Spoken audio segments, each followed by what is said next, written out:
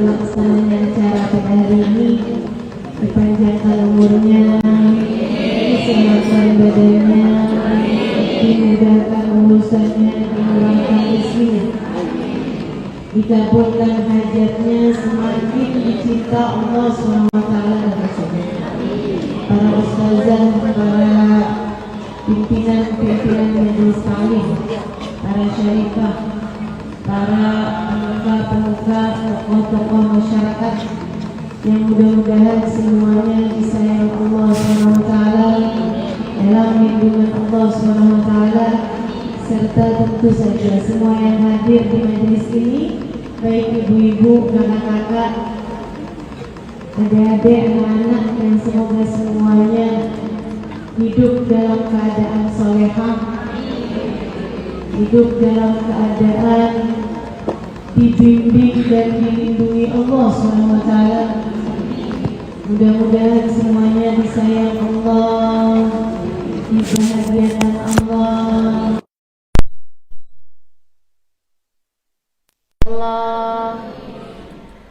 dan juga disayang Rasulullah, dan kelak di hari akhirat nanti dapat berkumpul berada dalam rombongan Nabi besar Muhammad sallallahu alaihi wasallam, insyaallah. Amin ya rabbal alamin. Saudaraku sekalian yang saya muliakan, temanya pada hari ini adalah sambungan hati dengan Rasulullah sallallahu alaihi wasallam. Betul ya? Sambungan hati dengan Nabi Muhammad sallallahu alaihi wasallam. Sebelum saya mulai kajiannya tentang kenapa kita harus menyambungkan hati dengan Nabi Muhammad, terlebih dahulu saya ingin meminta kepada semua yang hadir untuk kita membaca suratul Fatihah. Kita hadiahkan surat Al-Fatihah ini untuk baginda kita Nabi besar Muhammad sallallahu alaihi wasallam, yang dengannya kita minta semoga Allah mengaruniakan ilmu yang manfaat buat kita sekalian.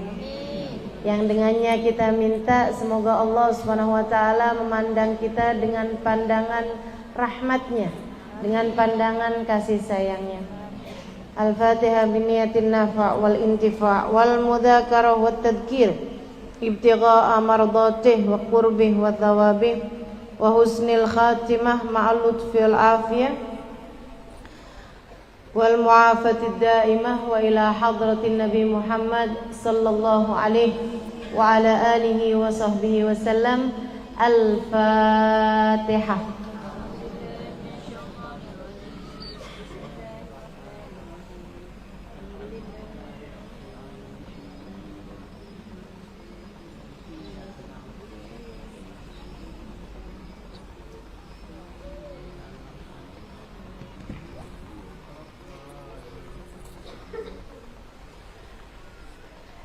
Kenapa kita perlu menyambungkan hati kita dengan Nabi Muhammad? Karena 3 hal. Yang pertama, karena Allah tidak pernah mencintai satu makhluk lebih daripada cintanya Allah kepada Nabi Muhammad. Sementara alam semesta ini pengendalinya adalah Allah. Nasib hidupmu berada di tangan Allah. Kamu hambanya Allah. Bukan begitu? A'udzu billahi minasyaitonir rajim. Wa ma tadri nafsun bi ayyi ardin tamut. Sebelumnya wa ma tadri nafsun madza taksibu ghada. Kata Allah, seseorang manusia enggak pernah tahu apa yang akan dia lakukan esok hari. Makanan apa yang akan kamu makan nanti malam kamu enggak tahu. Wala tadri nafsun bi ayyi ardin tamut, dan seseorang tidak pernah tahu di bumi manakah dia akan mati. Kamu nggak tahu matimu kapan. Kamu nggak tahu esok hari mau berbuat apa. Nih adik-adik nih, kamu nggak tahu jodohmu siapa, Dek. Betul? Yang sudah menikah, kamu nggak tahu apakah akan ada anak apa nggak ada anak. Yang sudah punya anak, kamu nggak tahu apakah kamu masih ada ketika menikah anakmu itu. Apakah kamu masih hidup ketika anakmu menikah? Bahkan kamu nggak pernah tahu apakah anakmu akan menikah apa enggak. Kita tidak pernah tahu apa-apa tentang urusan kehidupan kita sendiri. Karena kita hidup ini ada nasibnya, ada garis kehidupannya. Dan nasibnya itu yang tahu, bahkan pengendalinya, penguasa nasib kita adalah Allah. Penguasa nasib kita adalah Allah. Makanya abah saya itu dulu pesan-pesan sama saya. Ayah saya selalu pesan sama saya, nak, manusia yang paling penting itu nasibnya. Dan nasib itu, nak, yang pegang Allah. Kalau kamu kepengen nasibmu baik, jangan pernah tinggalkan Allah. Abah saya bilang begitu. Kalau kamu kepengen nasib kamu bagus, jangan pernah tinggalkan sang pemegang nasib. Gak tahu kita apa yang akan terjadi ke depannya. Dunia loh Bu, Kak, Dek, gak pernah tahu nasib kita kayak gimana. Apalagi akhirat. Dikubur nanti bagaimana, di padang mahsyar nanti bagaimana, sebelum padang mahsyar di hari kiamat apa yang terjadi kepada kita, kepadaku, kepadamu.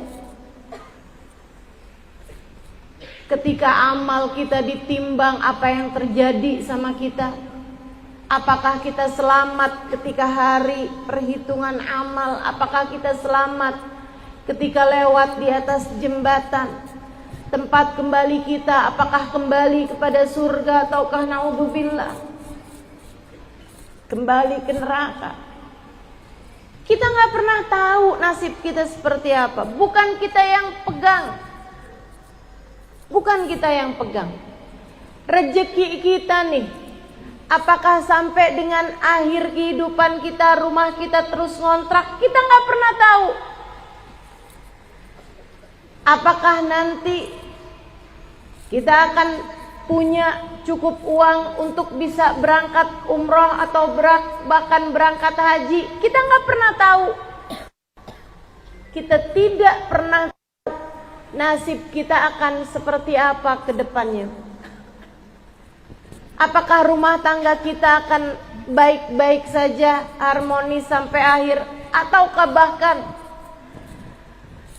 rumah tangga kita akan hancur berantakan ke depannya? Kita nggak pernah tahu. Apakah kita akan sehat sampai dengan ajal menjemput kita, ataukah kita akan kena penyakit berat yang membuat kita benar-benar tak berdaya di atas tempat tidur kita. Kita tidak pernah tahu nasib kita akan seperti apa. Yang pegang kendali kehidupan kita bukan kita, melainkan sang pencipta, namanya Allah.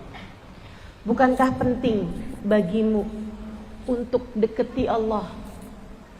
Bukankah penting bagimu agar Allah Subhanahu wa taala berkenan menerimamu? Apalagi kalau sampai Allah menyayangimu, apalagi kalau sampai Allah mencintaimu. Penting sekali, bukan? Yang pegang nasib kita loh. Kalau kita dekat dengannya kan beres semua urusan. Kalau dia cinta sayang sama kita kan seneng hidup kita. Nah, terus cara biar Allah berkenan sama kita, mau menerima kita dengan segala kekurangan-kekurangan kita, dengan segala dosa-dosa kita, dengan segala aib-aib diri kita. Saya kalau disuruh mendekat kepada Allah Subhanahu wa taala secara langsung, ya Allah, ini Halimah rasanya nggak punya muka bersama dengan segala dosa-dosa dan kesalahan-kesalahan yang telah saya lakukan. Sholat nggak pernah khusyuk, sedekah nggak ikhlas, puasa dari pagi mikirin makanan buat buka melulu. Ada yang kayak saya?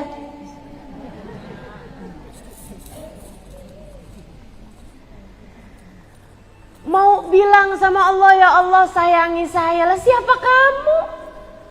Modelan kayak kamu minta disayangin. Enggak, dimurka aja udah bagus. Bukan begitu?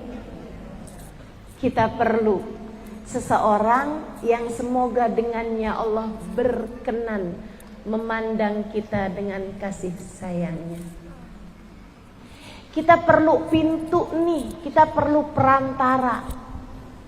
Kita perlu seseorang yang kita pegangin ujung bajunya, untuk kita bisa bilang, ya Allah, saya ada di belakangnya, saya menyayanginya, saya mencintainya.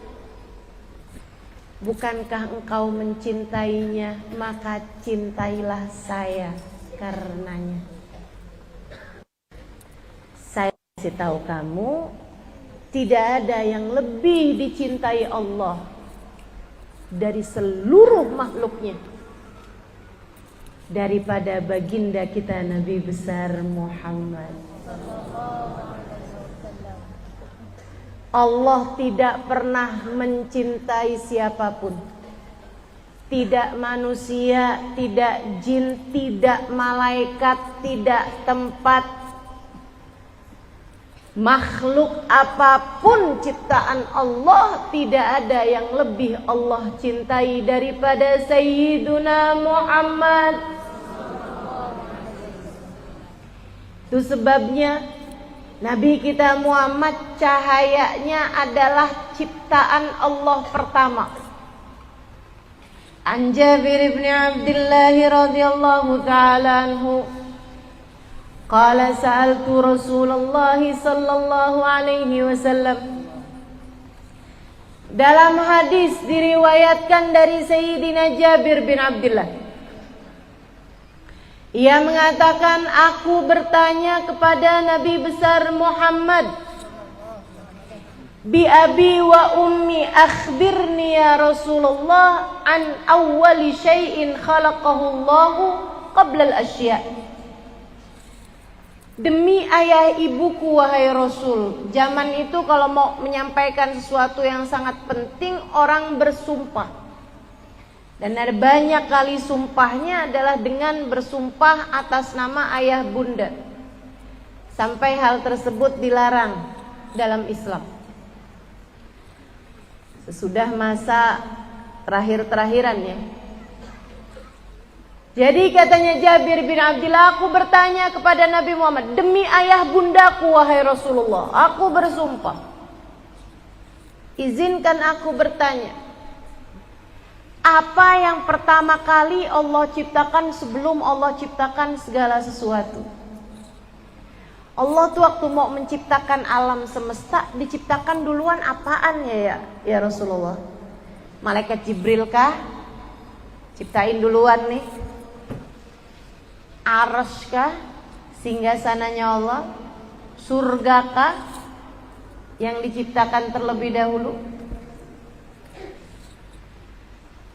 Nabi Muhammad tersenyum kemudian menjawab, ya Jabir, innallaha khalaqa qabla al-asya' nura nabiyyika Muhammadin sallallahu alaihi wasallam min nuri.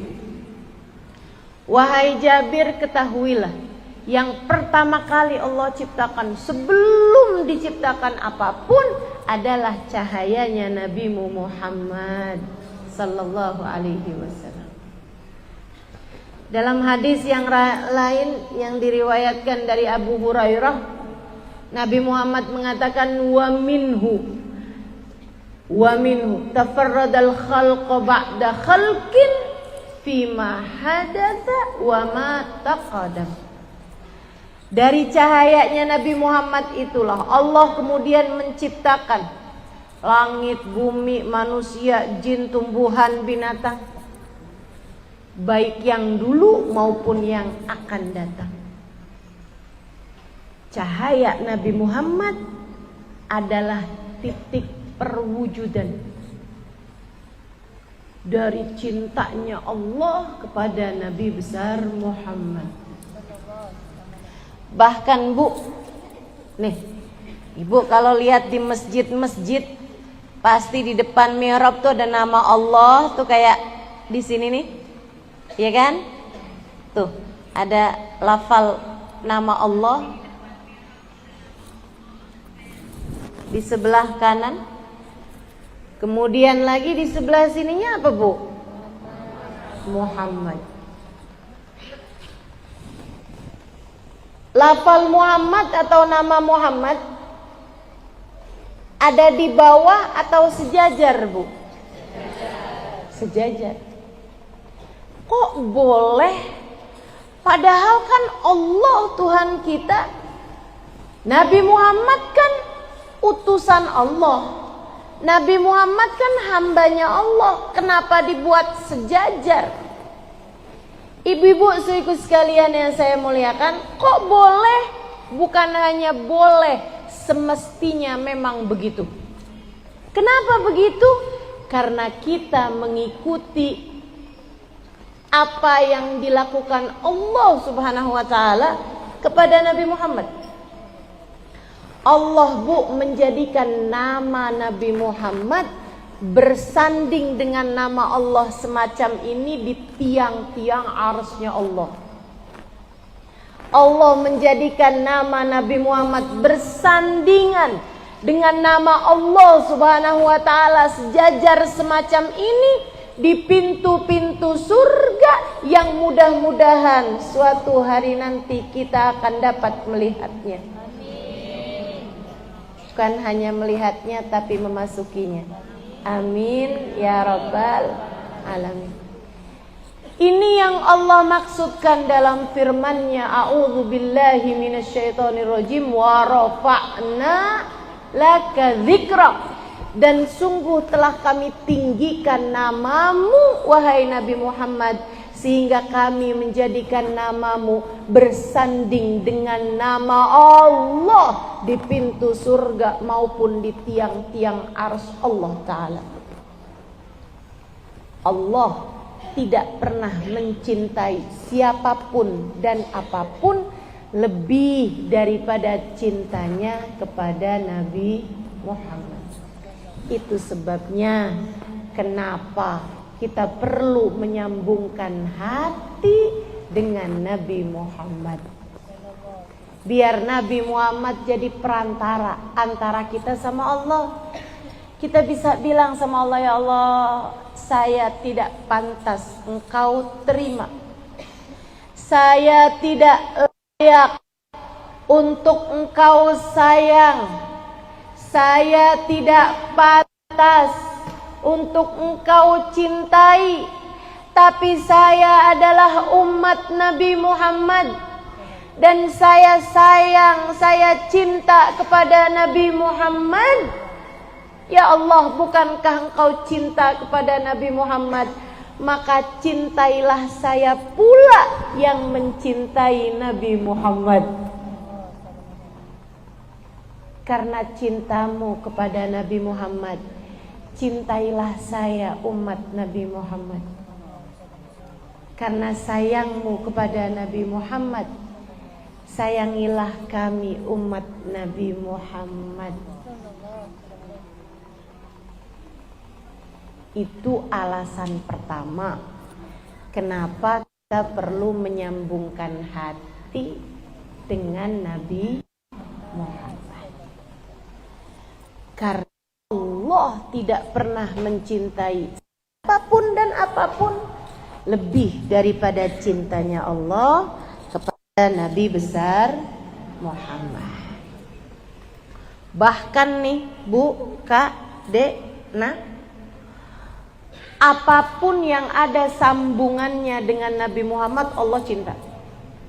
Subhanallah. Saya ini belajar banyak. Makanya saya jadi tahu banyak hal. Saya kasih tahu kamu. Allah akan mencintai apapun dan siapapun yang dekat, yang ada kaitan sama Nabi Muhammad. Kota. Coba kota. Menurutmu kota apa yang paling dicintai Allah? Mekah, Madinah. Kalau dikasih pertanyaan, Padang sama Mekah, Allah lebih cinta yang mana? Mekah. Kalau Madinah sama Payakumbuh? Sepakat ya. Mungkin nggak sepakatnya kalau pertanyaannya gini, Padang sama Payakumbuh kira-kira Allah lebih cinta yang mana?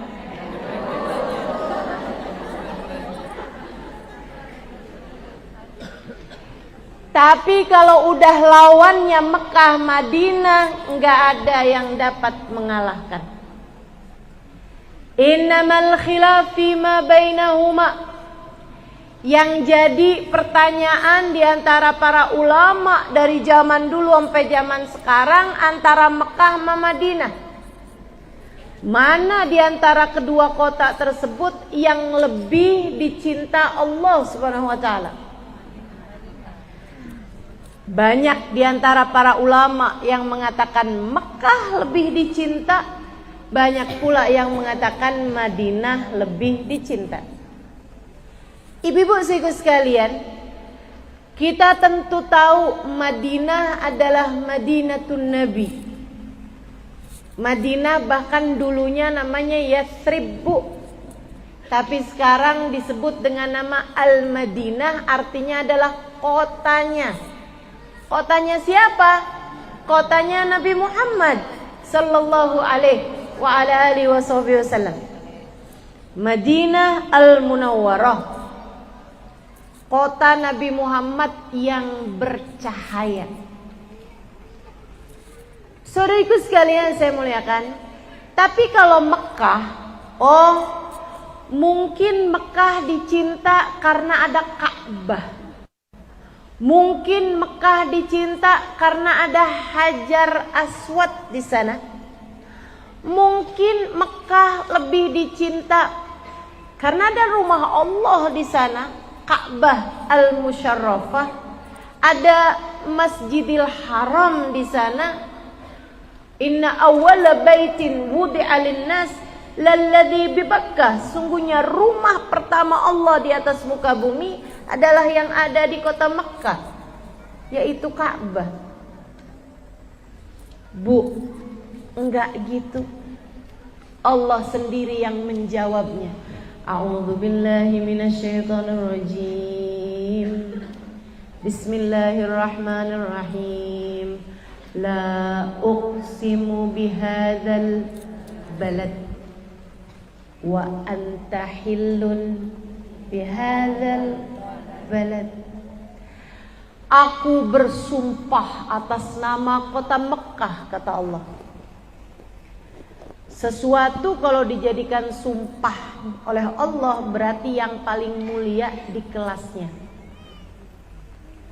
Allah bersumpah atas nama buah tin, buah zaitun. Artinya adalah bahwa buah tin dan buah zaitun buah yang paling mulia di antara seluruh buah-buahan.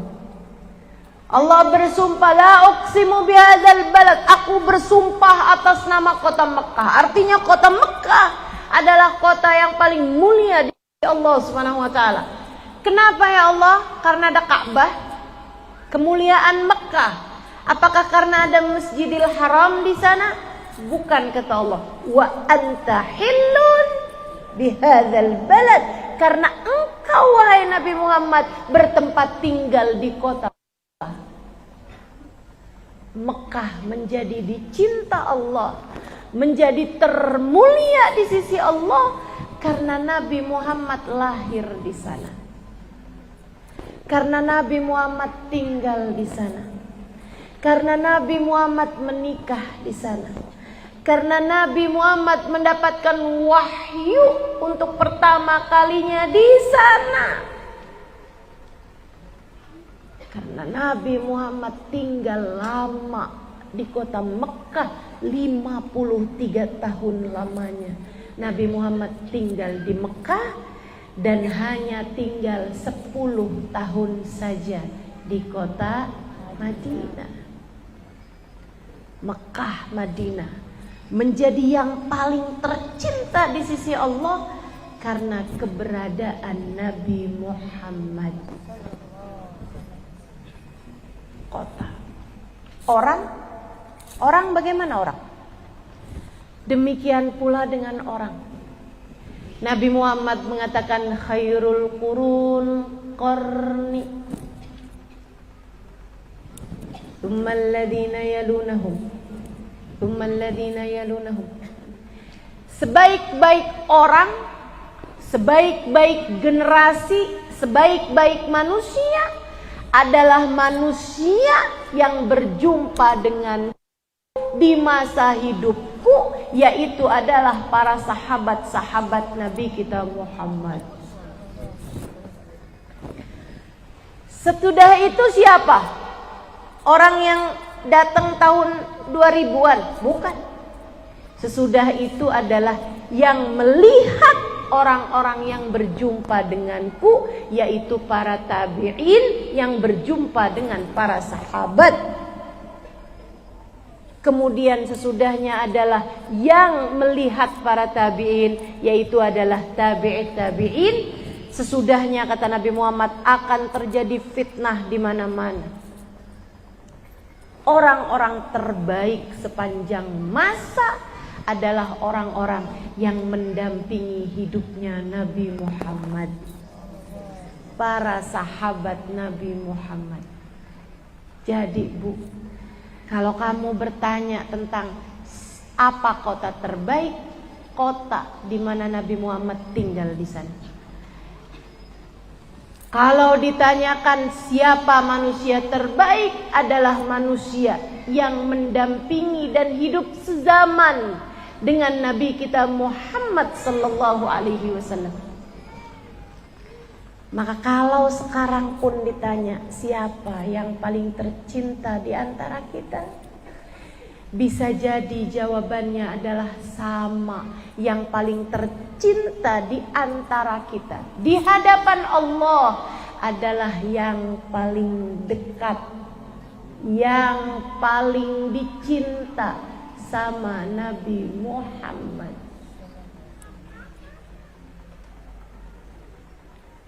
Kamukah orangnya itu? Semoga kita menjadi salah satu yang mencintai dan dicintai oleh Nabi besar Muhammad sallallahu alaihi wasallam. Sebagaimana sama, dari sepanjang zaman juga sama. Kalau Allah ditanya, ya Allah, siapa orang yang paling kau benci? Yang paling dibenci oleh Allah adalah yang memiliki kebencian dengan Nabi Muhammad. Dari sepanjang zaman, Bu, yang paling dibenci sama Allah siapa? Abu Jahal, Abu Lahab, Umayyah bin Khalaf. Itu adalah orang-orang yang paling dibenci sama Allah Subhanahu wa taala karena kebencian mereka kepada Nabi besar Muhammad. Bahkan di antara umat Islam, Nabi Muhammad yang suatu hari Sayyidah Aisyah sedang menjahit baju. Ini cerita sangat terkenal sekali. Tapi tetap akan saya ceritakan karena siapa tahu orang Payakumbuh belum pernah dengar. Satu waktu Sayyidah Aisyah sedang menjahit baju di waktu malam. Yang robek dijahit sama beliau. Benangnya habis, dikeluarkanlah benang tersebut. Dikeluarkanlah jarum dari benangnya.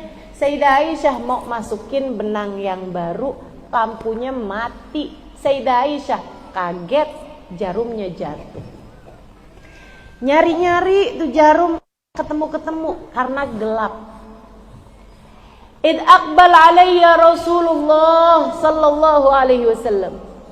Sayyidah Aisyah cerita, saat itu Nabi Muhammad masuk ke dalam ruangan. Beliau menyibak tirai penghalang antara kamar dengan ruang tengah. Saat itulah ruangan kamar menjadi terang hingga dengan mudah kutemukan jarumku yang hilang. Sayyidah Aisyah cerita, aku pun memandangi jarum, kemudian memandangi wajah Nabi Muhammad. Kukatakan padanya, ma adwa anuruka ya Rasulullah. Duhai, alangkah terangnya cahayamu wahai Rasulullah. Rasulullah senyum kemudian bertanya, kenapa begitu Aisyah? Saya dari tadi nyari jarum saya yang hilang, gak nemu ya Rasulullah, karena gelap. Begitu engkau datang dengan mudah kutemukan jarumku yang hilang. Bu, ini bukan pujian tanpa dasar, karena yang mengatakan semacam ini bukan cuma Sayyidah Aisyah. Para sahabat-sahabat Nabi Muhammad meriwayatkan, kunna idza adlam alaina al-lail fa aqbala Rasulullah sallallahu alaihi wasallam ka'annana fi awanid dhuhr. Diriwayatkan dalam kitab Maulid Ad-Dibai. Kami nih kalau berada di waktu tengah malam, gelap gulita, tidak memiliki bulan yang sedang bersinar, kami gelap. Kalau Nabi Muhammad datang kepada kami, kami lupa seolah kami sedang berada di waktu siang hari terang benderang. Saya bilang, alangkah terangnya cahayamu wahai Rasulullah. Bu, saya ceritakan hal ini padamu, Kak, Dek, Nak, dengan harapan semoga kita yang di dunia tak pernah memandang Nabi Muhammad, tak pernah tahu cahaya Nabi Muhammad, semoga di hari akhirat nanti kita Allah izinkan memandang cahaya beliau. Dan semoga berada di belakang cahaya itu, kita akan digiring di hari akhirat nanti, di padang mahsyar nanti. Amin ya rabbal alamin. Apa jawab Nabi Muhammad saat Sayyidah Aisyah mengatakan seperti itu? Penting ini sangat penting untuk saya sampaikan. Mungkin dari seluruh kajian ini adalah bagian terpentingnya. Dengarkan ucapan saya. Nabi Muhammad ketika mendengar Sayyidah Aisyah mengatakan seperti itu, alangkah terangnya cahayamu wahai Rasul, Nabi Muhammad mengatakan pesan beliau untuk Sayyidah Aisyah dan untuk umat beliau sepanjang zaman yang berharap bisa senantiasa memandang cahaya Nabi Muhammad dan berada di belakang Nabi Muhammad dunia hingga akhirat. Beliau mengatakan, fawail liman la yarani yaumal qiyamah ya Aisyah. Celaka orang yang di hari akhirat nanti tak dapat memandang wajahku wahai Aisyah. Celaka orang yang di hari akhirat nanti tak dapat bertemu denganku wahai Aisyah. Semoga tak ada siapapun di antaramu yang begitu. Semoga tidak ada siapapun di antara keluargamu yang begitu. Jangan sampai ada di antara kita, anak-anak kita, kedua orang tua kita, suami kita, saudara-saudari kita, sahabat-sahabat kita yang di hari akhirat nanti tak dapat berjumpa dengan Nabi Muhammad. Fawail liman la yarani yaumal qiyamah ya Aisyah. Celaka orang yang di hari akhirat nanti tak dapat berjumpa denganku wahai Aisyah. Sayyidah Aisyah segera bertanya karena tidak mau menjadi seseorang yang demikian adanya. Dan beliau pun mewakili kita umat Nabi Muhammad. Jangan sampai ada di antara kita yang menyesal, yang celaka karena tak dapat berjumpa dengan Nabi Muhammad di hari akhirat. Faman la yarak ya Rasulullah. Siapa yang di akhirat nanti tak dapat berjumpa denganmu wahai Rasul? Nabi Muhammad menjawab, al-bakhil alladhi dzukirtu indahu falam yusalli alaih. Orang yang celaka, yang menyesal, yang tak dapat berjumpa denganku di akhirat nanti adalah orang-orang yang pelit, yang tidak mengerti bagaimana berbuat baik pada dirinya sendiri, pada hatinya sendiri, yaitu orang-orang yang di saat diceritakan di hadapannya, aku disebutkan namanya di hadapannya, tak ada yang bergerak di dalam hatinya dari rasa cinta sehingga ia tidak tergerak untuk bersolawat kepadaku.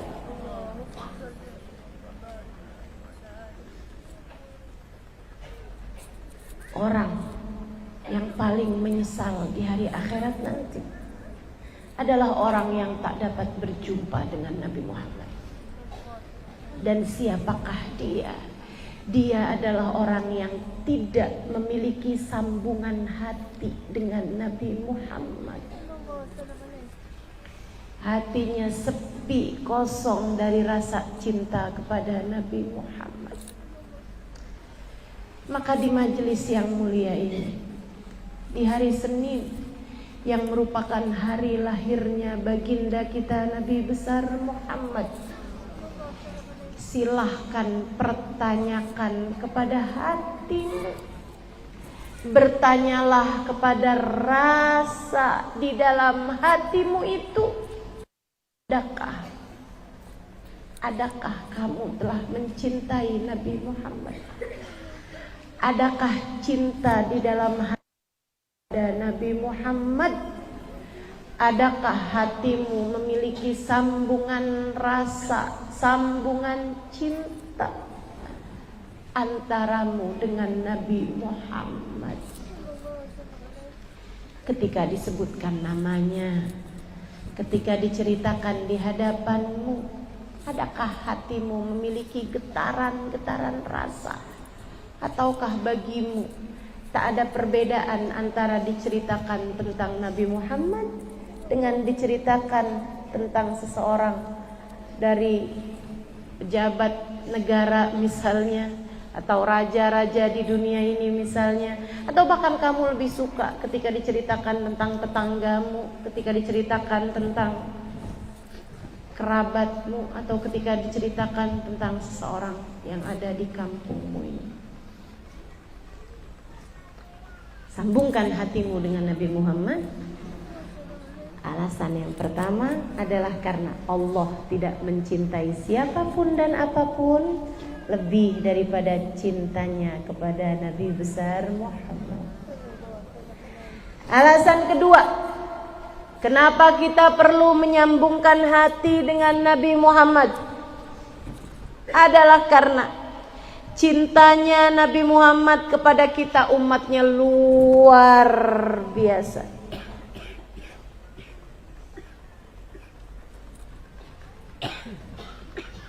Karena cintanya Nabi Muhammad kepada kita luar biasa. Bukankah semestinya yang mencintaimu dengan sungguh-sungguh kamu cinta balik padanya? Bukankah semestinya yang berjuang untukmu dengan sungguh-sungguh kamu pun berlaku hal yang sama padanya? Perjuangkan yang memperjuangkanmu, cintai yang mencintaimu, sayangi yang menyayangimu, balas budi sekurangnya kepada siapapun yang telah berbuat baik padamu. Dengan cara itu kamu layak disebut manusia.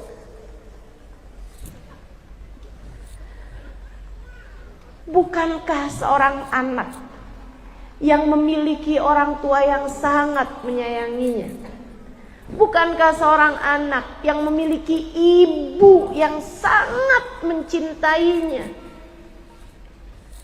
ketika ia meninggalkan ibunya, ketika ia melupakan ibunya, ketika ia berpaling meninggalkan ibunya, ia layak disebut dengan anak yang durhaka? Maka ketahuilah, ada yang menyayangimu lebih daripada ibumu, ada yang mencintaimu lebih daripada ibumu, ada yang berkorban untukmu, berjuang untukmu demi keselamatan hidupmu dunia hingga akhirat nanti, lebih daripada yang dilakukan orang tuamu padamu. Dia adalah bagindamu Sayyiduna Muhammad. Nabi Muhammad ditawari oleh Allah Subhanahu wa taala, "Wahai Muhammad, maukah kamu setengah umatmu masuk surga, sepertiga umatmu masuk surga, ataukah syafaat?" Nabi Muhammad dengan tegas menjawab, "Syafaat, ya Allah." Muhammad, setengah umatmu masuk surga ataukah syafaat? Syafaat, ya Allah. Muhammad, 2/3 umatmu masuk surga ataukah syafaat? Syafaat, ya Allah. Kenapa begitu Muhammad? Ya Allah, jika engkau hanya memasukkan 1/3 umatku masuk surga, 2/3-nya bagaimana nasibnya? Jika engkau hanya memasukkan setengah umatku ke dalam surga, yang setengah lagi bagaimana? Jika engkau hanya memasukkan 2/3 umatku ke dalam surga, yang 1/3 bagaimana nasibnya? Izinkan aku memberi syafaat kepada mereka, ya Allah, agar tidak ada yang tersisa dari umat, melainkan semuanya akan masuk ke dalam surga-Mu. Karuniakan padaku syafaat, sebab aku tak rela satu dari umatku berada di dalam neraka-Mu. Tak ada yang menyayangimu lebih daripada Nabi Muhammad. Percayalah saya. Dan itu yang selalu disampaikan guru saya, Sayyidil Habib Umar bin Hafid, kepada kami para murid-muridnya. Innahu arham bik min walidik.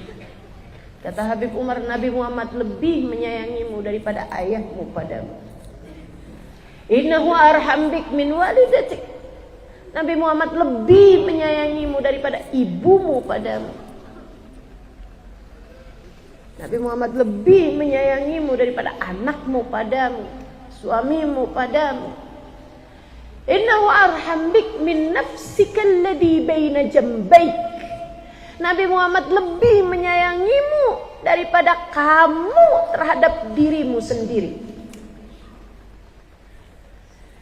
Kita seringkali bilang sayang sama diri kita, tapi kita ngerjain dosa. Yang kita tahu gara-gara ngerjain dosa, bisa jadi kita gak selamat, kita gak cukup sayang sama diri kita sendiri. Tapi Nabi Muhammad bilang sayang sama umatnya, dan untuk itulah beliau mendoakan kita siang malamnya. Sayyidah Aisyah bercerita dalam hadis yang lain, Farahtun Nabi sallallahu alaihi wasallam that yawm. Satu hari saya bikin senang Nabi Muhammad sallallahu alaihi wasallam. Nabi itu kalau dibikin senang, dibahagiakan, digembirakan, diberi hadiah atau apapun aja, Nabi Muhammad angkat tangannya. Nabi Muhammad balas kebaikan orang. Innahu kana yaqbalul hadiyah wa yukafi'uha. Nabi Muhammad menerima pemberian orang, disenengin orang, dikasih hadiah sama orang. Nabi Muhammad terima dan selalu membalasnya. Ketika Nabi Muhammad dibahagiakan, disenangkan oleh Sayyidah Aisyah, Nabi Muhammad angkat tangan, kemudian berdoa, Allahumma ighfir li Aisyah ma qaddamat ma akharat ma alanat ma asarat ma alimat ma lam ta'lam. Ya Allah, ampuni Aisyah. Ampuni Aisyah. Yang lalu-lalu ya Allah dosanya ataupun yang baru-baru. Ya Allah, ampunilah Aisyah ya Allah. Dosanya yang dia lakukan dengan terang-terangan ataupun yang dia lakukan dengan sembunyi-sembunyi. Ya Allah, ampuni Aisyah ya Allah, dosanya yang dia tahu ataupun yang dia nggak tahu. Sayyidah Aisyah merah mukanya karena senang. Rona merah di pipi Sayyidah Aisyah, yang memang Sayyidah Aisyah kalau senang, marah, semburat merah di pipi beliau, yang karenanya dapat julukan Al-Humaira, yang pipinya kemerah-merahan. Sayyidah Aisyah kelihatan senang banget, senyum-senyum, beliau ketawa-ketawa. Dengar doanya Nabi Muhammad, dan saya bayangkan andai Nabi Muhammad melakukan itu juga kepada kita, pasti kita juga senang juga. Nabi bertanya kepada Sayyidah Aisyah, "Farihti bi du'ai ya Aisyah, ini kamu senang begitu karena doa saya Aisyah?" "Bala ya Rasulullah, hadzal yaum 'id 'indi." Iyalah Rasul, nih hari kayak hari raya bagi saya. Hari ini hari paling menyenangkan buat saya, engkau mendoakan saya semacam itu ya Rasulullah. Nabi kemudian berkata kepada Sayyidah Aisyah,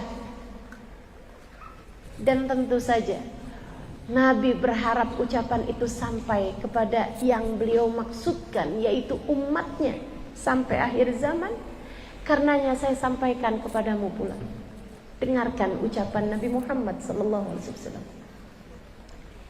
Ya Aisyah, inni da'autu bihadihi da'wa fi kulli laylah li ummati. Aisyah, saya berdoa dengan doa semacam ini setiap malam. Setiap malam. Sesudah dibayar dengan sujud-sujud panjang, sesudah Nabi Muhammad membayar itu sebelumnya dengan rokaat-rokaat sholat yang panjang, hingga bahkan terkadang bengkak kaki beliau karena lamanya beliau panjang beribadah pada Allah Subhanahu wa taala. Inni da'autu bihadihi da'wa fi kulli lailah.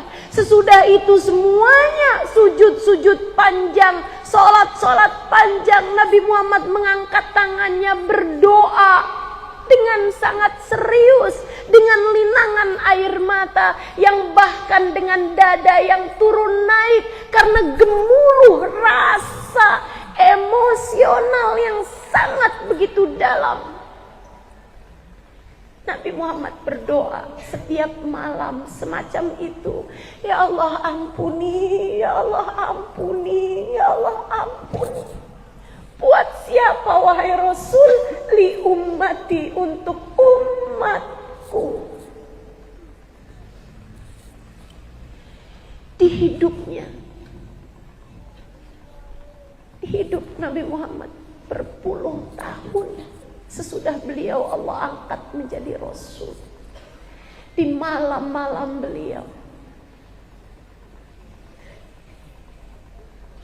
beliau menghantarkan doa, ya Allah ampunilah umatku, dosanya yang lalu-lalu maupun yang baru-baru. Ampuni umatku ya Allah, dosanya yang mereka lakukan dengan terang-terangan ataupun sembunyi-sembunyi. yang mereka lakukan saat sendiri ataupun saat bersama-sama. Ampuni umatku dosanya yang mereka tahu ataupun yang mereka lakukan karena tidak tahu bahwa itu adalah dosa. Kamu, saya, kita semua ada dalam lantunan doa-doa Nabi di setiap malam-malam hidup beliau. Karenanya saya sering sampaikan, kalau kamu ngerasa dek, adik-adikku sayang, kalau kamu ngerasa susah ninggal dosa, kalau kamu ngerasa taubat tapi bolak-balik kamu langgar sendiri, kalau kamu jatuh bangun dalam jalan keistiqomahan karena merasa godaan-godaan hidup di dunia begitu berat kamu rasakan.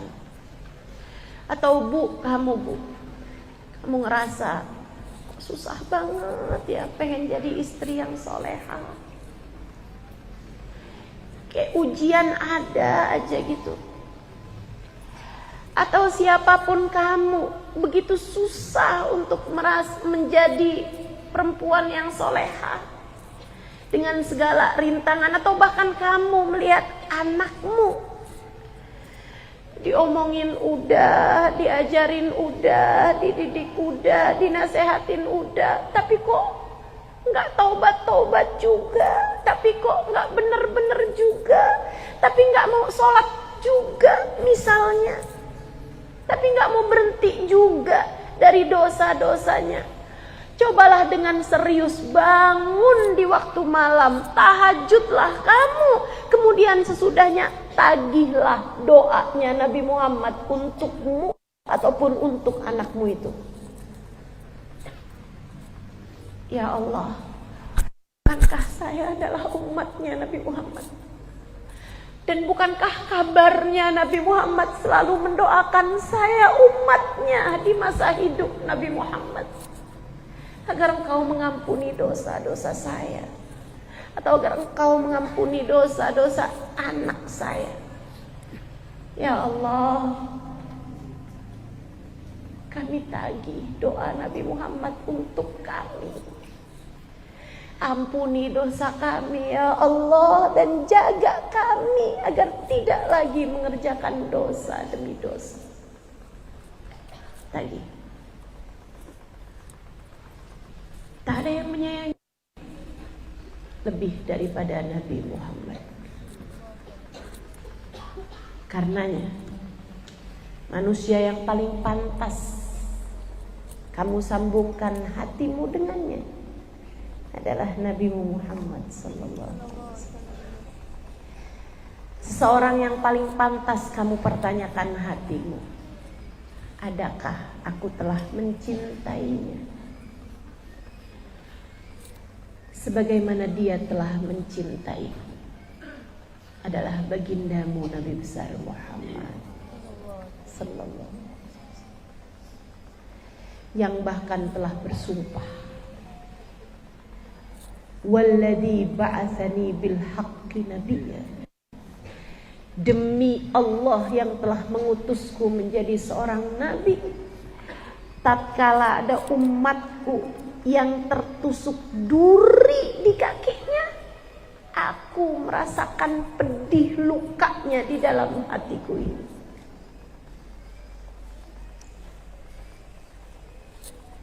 Tak ada yang menyayangimu lebih daripada Nabi Muhammad. Percayalah saya. Jadi kalau kamu lihat misalnya teman-teman saya udah pada punya pacar, sementara saya nggak ada lelaki yang sayang sama saya, nggak ada lelaki yang mencintai saya sedih. Saya sampaikan padamu, nak, kamu keliru dalam ucapanmu tak ada sesiapapun yang menyayangimu. Ku sampaikan padamu, Nabi Muhammad menyayangimu. Untukmu para istri, Yang kamu merasa saya punya suami tapi kayak gak punya suami. Suami saya gak pernah sayang sama saya. Suami saya sepertinya bahkan lebih mencintai janda belakang rumah daripada mencintai saya. Perhatiannya kepada perempuan lain lebih daripada perhatiannya kepada saya. Sampaikan padamu, kamu harus lebih banyak ingat kepada seseorang yang mencintaimu bahkan sebelum kamu ada di atas muka bumi. Sayyiduna Muhammad, Rasulullah Muhammad, Nabi besar Muhammad. Dia mencintaimu dengan sangat dalam. Kamu aja yang selama ini tidak berusaha kenal dengannya, sehingga kamu tidak merasakan kasih sayangnya. Yang ketiga, kenapa kamu perlu menyambungkan hatimu dengan Nabi Muhammad adalah karena kebutuhanmu kepada Nabi Muhammad sangat besar. Kebergantunganmu kepada Nabi Muhammad sangat besar. Keperluanmu kepada syafaat Nabi Muhammad sangat besar. Kamu mungkin tidak merasakannya sekarang saat hidupmu di dunia, karena kamu merasa punya banyak orang untuk kamu datangi, karena kamu merasa punya orang-orang di sekelilingmu yang akan dapat membantumu. Tapi nanti di hari akhirat,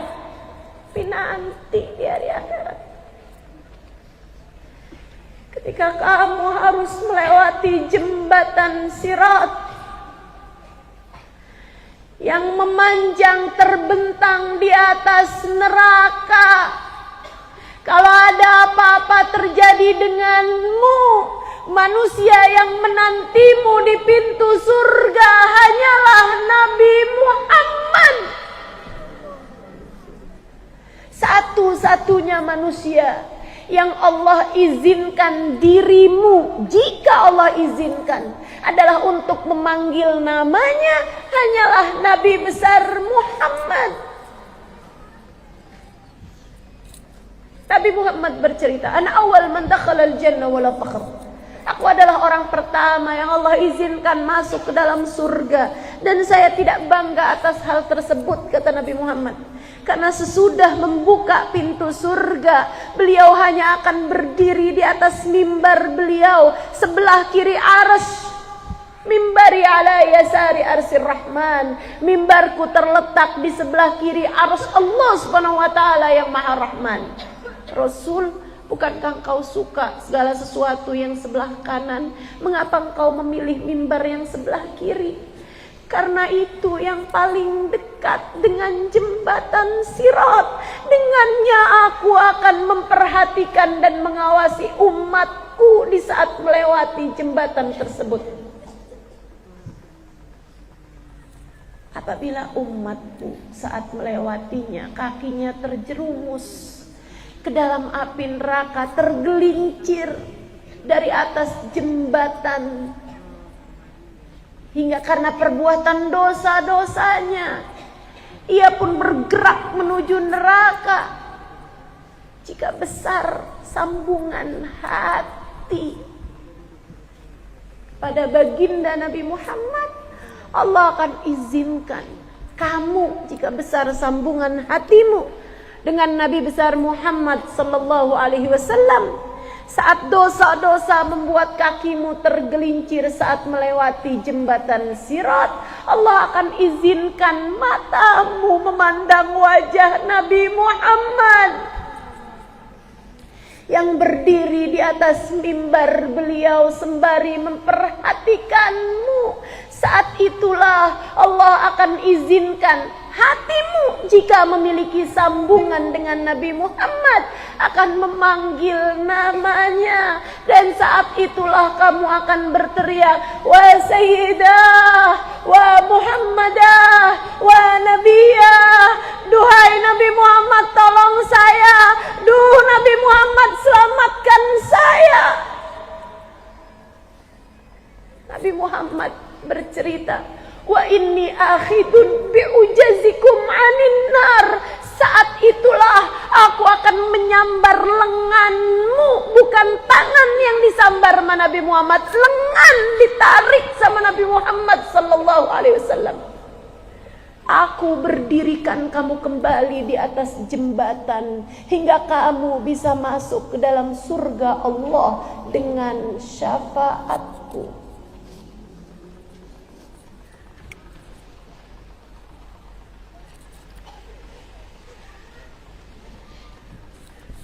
Betapa kebutuhan kita terhadap Nabi Muhammad sangat amat mendesak. Itu sebabnya kenapa kita perlu menyambungkan hati kita dengan Nabi Muhammad. Sambungan hatimu di dunia dengan Nabi Muhammad adalah tabungan paling berharga untukmu kelak di akhirat.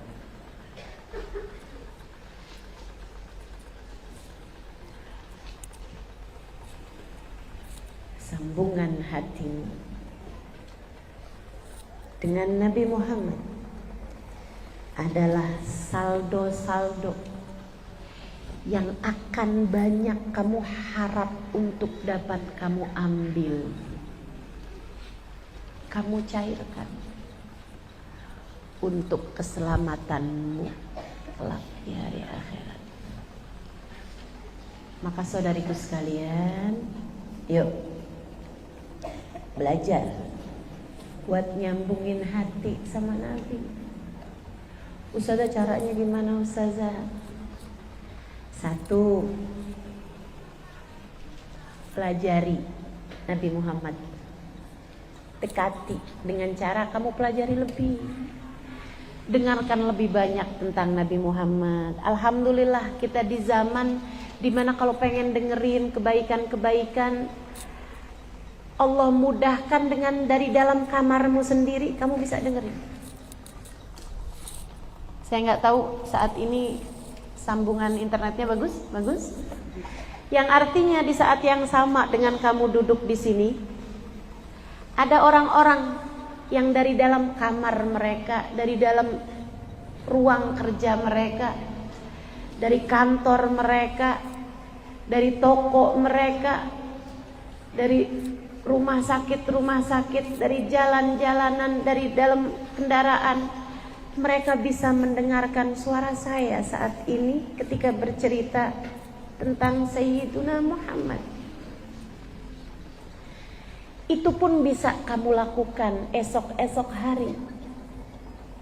Ketika saya sedang bercerita tentang Nabi Muhammad di tempat yang lain, kamu bisa mendengarkannya dari YouTube saya, dari Instagram saya, mungkin juga dari TikTok saya,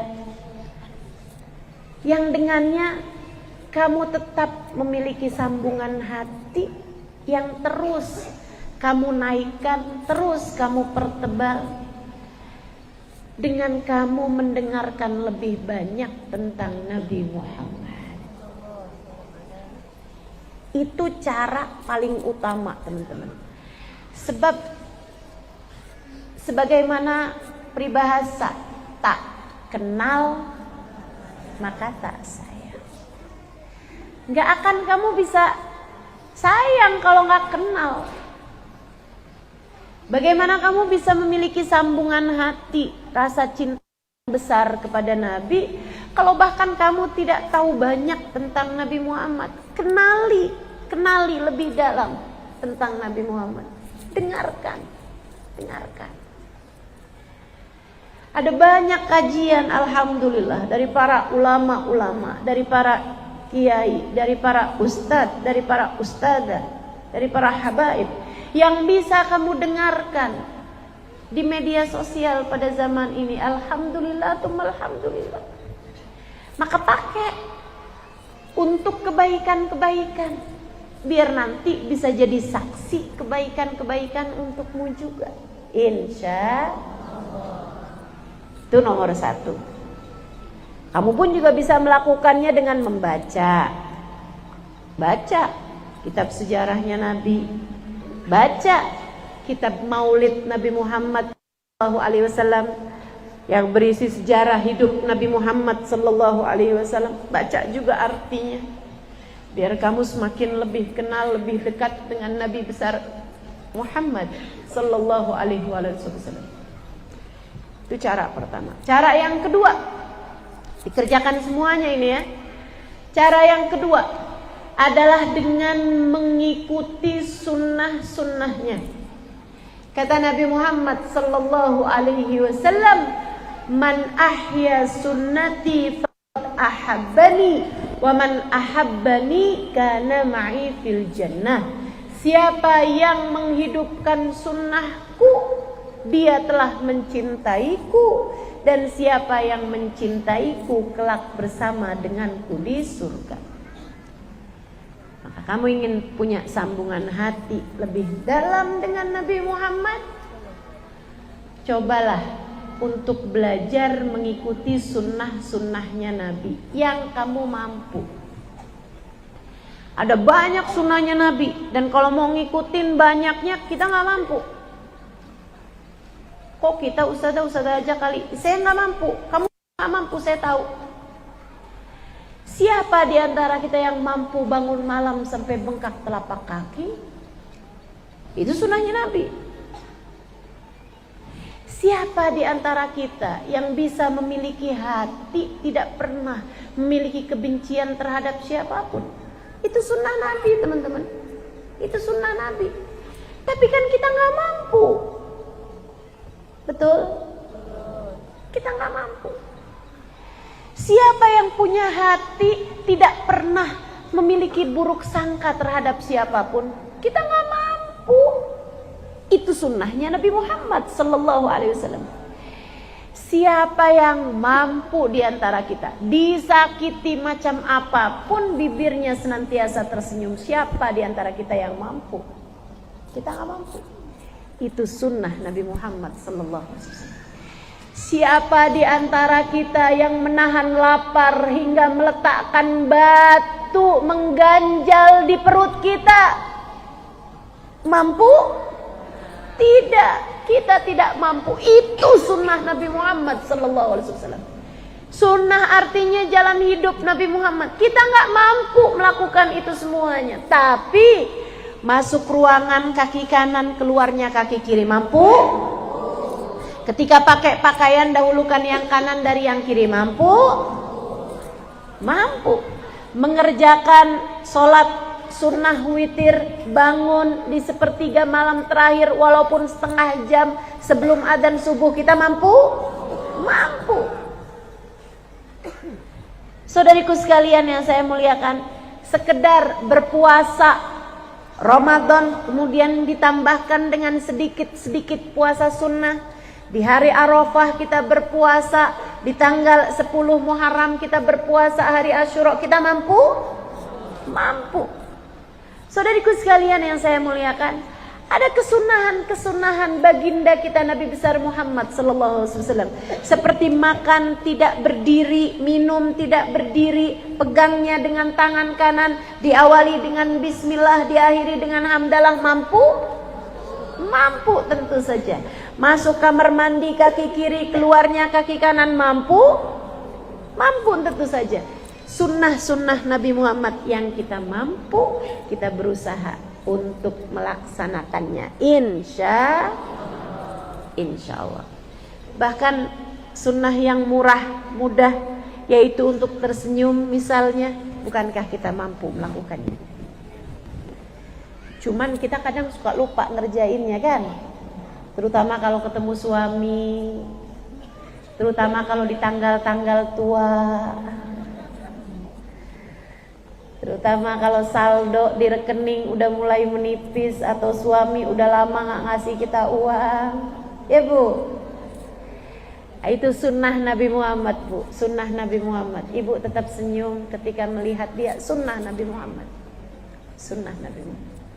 Maka semestinya yang memiliki sambungan hati, yang ingin memiliki sambungan hati dengan Nabi Muhammad, semestinya lebih banyak senyum dalam kehidupannya. Insya. Yang ketiga, yang terakhir, kalau kamu lebih ingin mendekat kepada Nabi Muhammad, memiliki sambungan hati dengan Nabi Muhammad Sallallahu Alaihi Wasallam, masih ada dua lagi nih, masih ada dua lagi. Yang ketiga, ya, ada satu lagi nantinya. Yang ketiga adalah dengan memiliki kasih sayang pada umat Nabi Muhammad. Sayangi umat Nabi. Yang susah kamu bantu, yang enggak punya kamu sedekah kepadanya, yang enggak mengerti kamu ajarkan padanya. Ini seperti yang sedang saya lakukan. Semoga bisa menjadi salah satu dari tambahan sambungan hati saya dengan Nabi Muhammad. Itu dengan cara saya memberi ilmu kepadamu, memberitahu kepadamu tentang bagaimana Nabi Muhammad Sallallahu Alaihi Wasallam. Hal yang semacam ini saya lakukan karena saya sayang padamu. Saya berharap kasih sayang saya kepadamu. Jauh-jauh loh saya datang dari Jakarta sampai ke Payakumbuh. Emang kenapa Ustazah nggak apa-apa aja loh kalau Ustazah nggak datang ke kampung kami ini, ke negeri kami, kota kami ini? Ya, emang nggak apa-apa. Tapi saya ingin melakukannya. Saya berjumpa denganmu di kota ini. Kan ada banyak yang kalau saya bikinnya di Padang aja nggak pada bisa datang, bukan? Betul? Boleh angkat tangan di sini yang orang Payakumbuh? Yang orang Payakumbuh boleh angkat tangannya di sini? Nah, kan rata-rata orang Payakumbuh nih. Sisanya dari mana? Orang Padang boleh angkat tangannya? Sedikit aja. Ada orang Palembang juga. Orang Malaysia juga.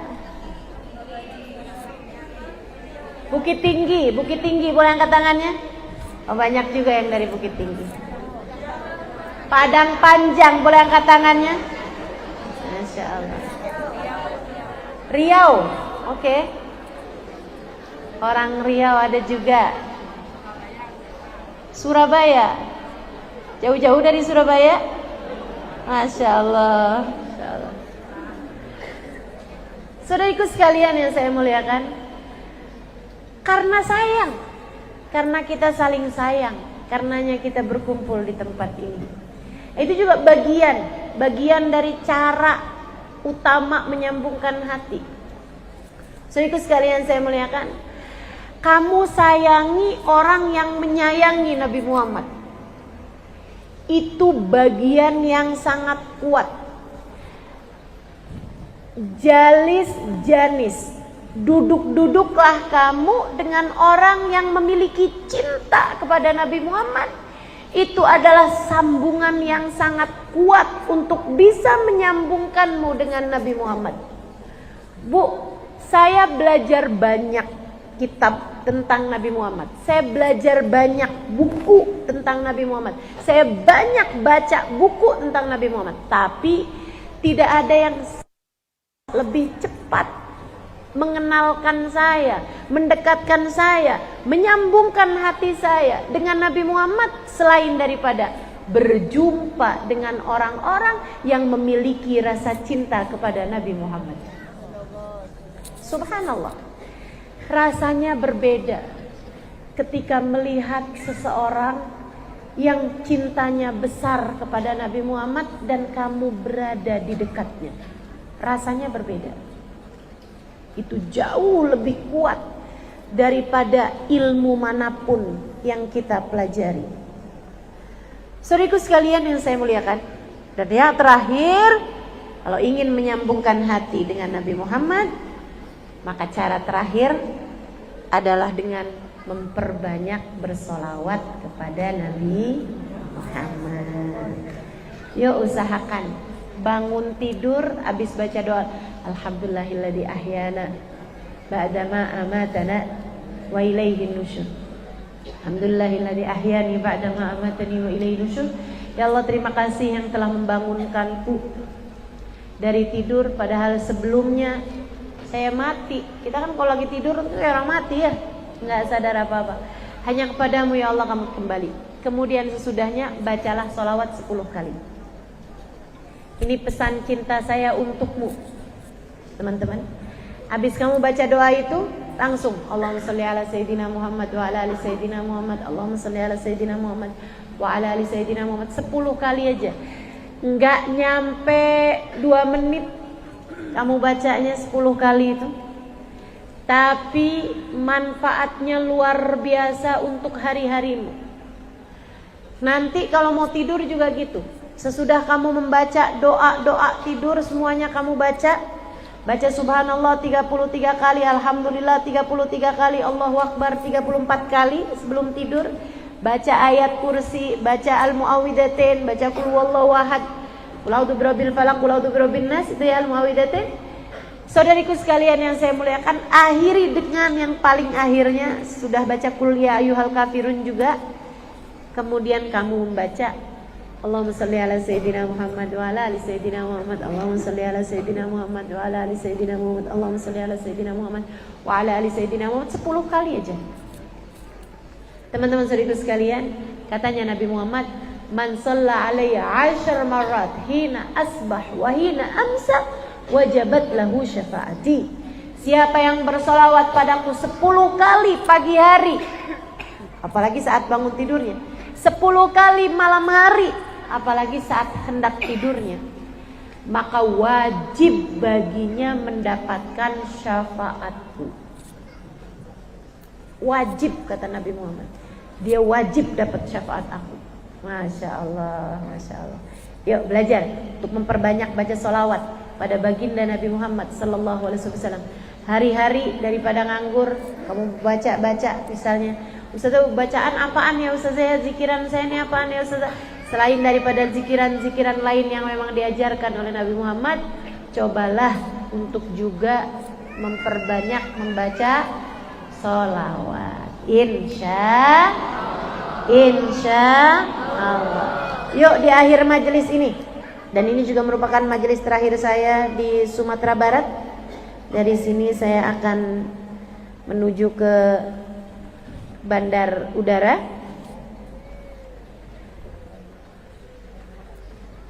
Doakan mudah-mudahan selamat perjalanan, selamat sampai, dan selamat di hari-hari ke depan. Bahkan doakan selamat dunia, selamat akhirat. Amin. Kita akan mengakhiri majelis ini, majelis saya di Sumatera Barat, dengan kita akan membaca sholawat kepada Nabi Muhammad Sallallahu Alaihi Wasallam. Akan baca sholawat kepada Nabi Muhammad, sholawat tibbil qulub 8 kali. Sholawat ini teman-teman bunyinya Allahumma sholli ala sayyidina Muhammadin tibbil qulubi wa dawaiha wa afiyatil abdani wa shifaiha wa nuril absari wa diyaiha wa ala alihi wa sahbihi wasallim. Artinya, ya Allah, sampaikanlah salawat kami kepada Nabi Muhammad tibbil qulub, yang dengan salawat tersebut hati kami jadi diobati. Adakah kamu merasa hatimu ada penyakitnya? Ada kan? Kita hatinya perlu diobati semuanya nih. Pesakitan kita ya, hati kita perlu banyak obatnya nih.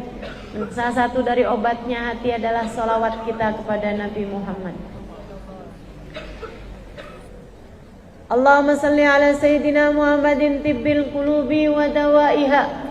Ya Allah, sampaikanlah sholawatmu kepada baginda kami Nabi besar Muhammad, yang dengan sebab sholawat tersebut ya Allah, hati kami terobati sehingga hati kami menjadi hati yang sehat, hati yang selamat. Wa afiyatil abdan wa shifaiha. Ya Allah, dengan berkat salawat kami kepada Nabi Muhammad, Engkau anugerahkan kepada kami kesehatan badan kami ya Allah,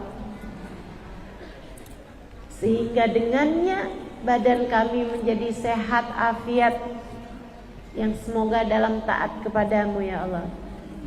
wa nuril absar, dengan sebab salawat kami kepada Nabi Muhammad.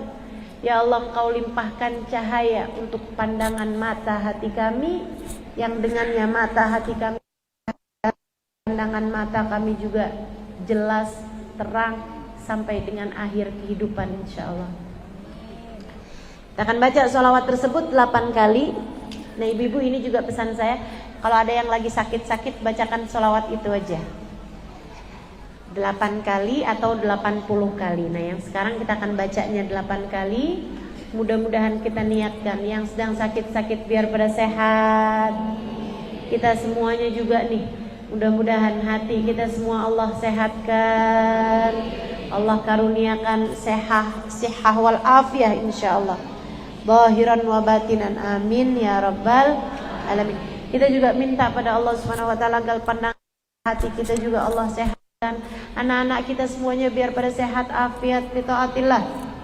Keluarga kita, kedua orang tua kita yang masih ada orang tuanya di atas muka bumi ini, kita minta kepada Allah, semoga Allah karuniakan sehat, afiat.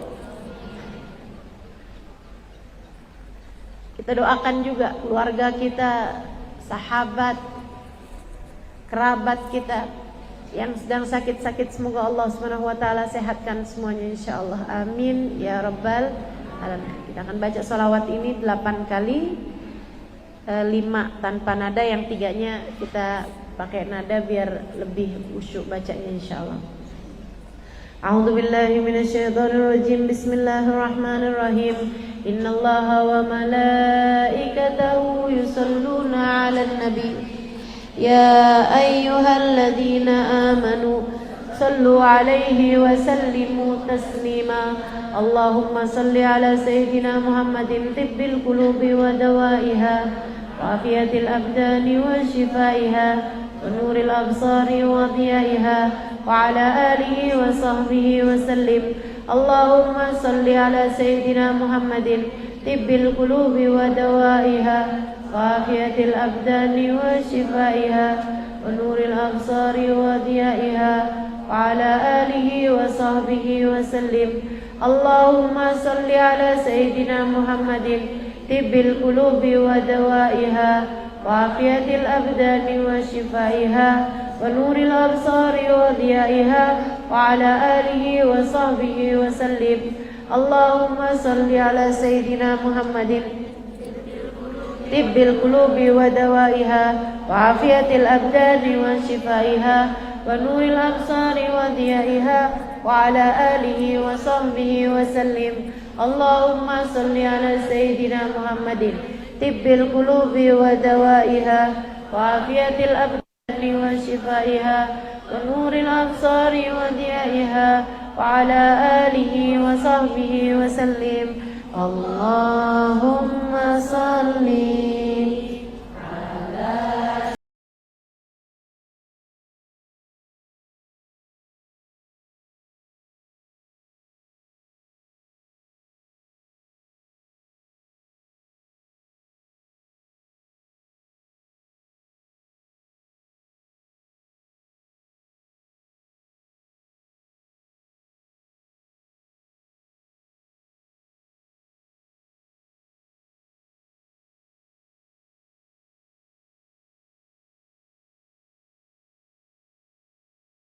ala alihi wa sahbihi wa sallim. Allah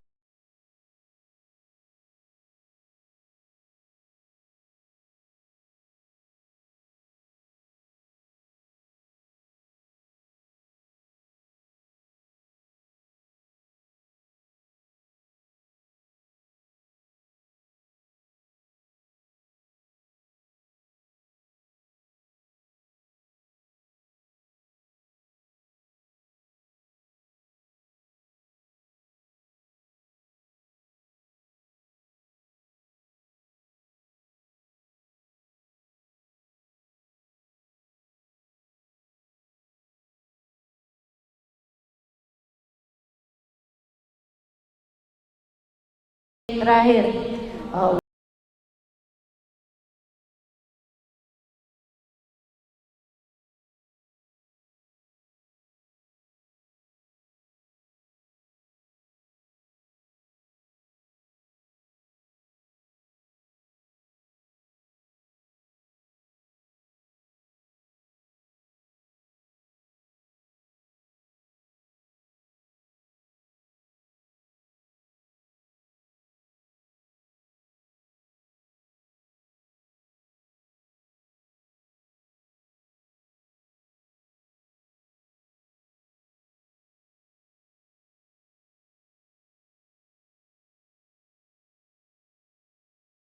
سلم.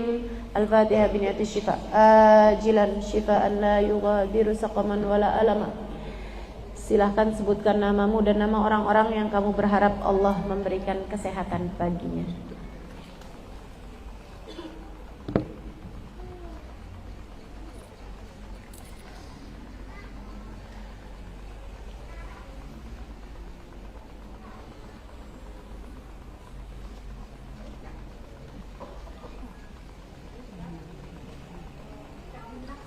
اللهم اشفنا يا شافي وعافنا يا معافي شفاء لا يغادر سقما ولا ألما. اللهم رب الناس أذهب البأس اشف أنت الشافي وعافي أنت المعافي شفاء لا يغادر سقما ولا ألما. جاء النبي محمد صلى الله عليه وسلم الحبيب المحبوب شافي الإله المفرج الكروب وعلى آله وصحبه حضرة النبي محمد صلى الله عليه وسلم. الفاتحة.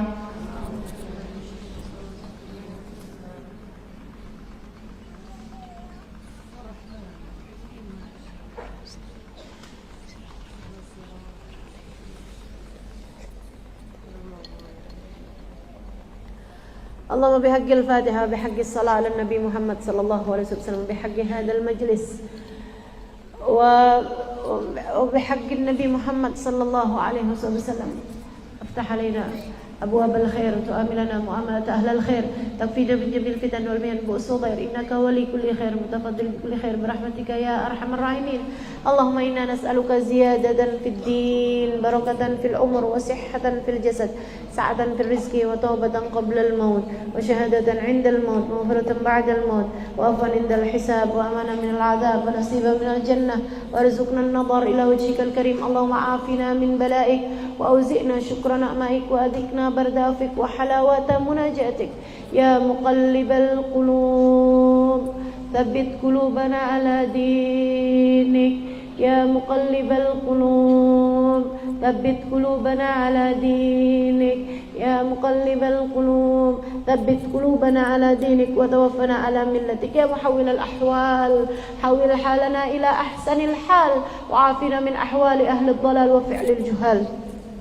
اللهم اقسم لنا من خشيتك ما تحول به بيننا وبين معاصيك ومن طاعتك ما تبلغنا به جناتك ومن اليقين ما تهون به علينا مصائب الدنيا ومتعنا اللهم بأسمائنا وأبصارنا وحولنا وقوتنا ما أبقيتنا إنك على كل شيء قدير. واجعل ثأرنا على من ظلمنا ولا تجعل الدنيا أكبر همنا ولا مبلغ علمنا ولا تسلط علينا بذنوبنا من لا يخافك ولا يرحمنا.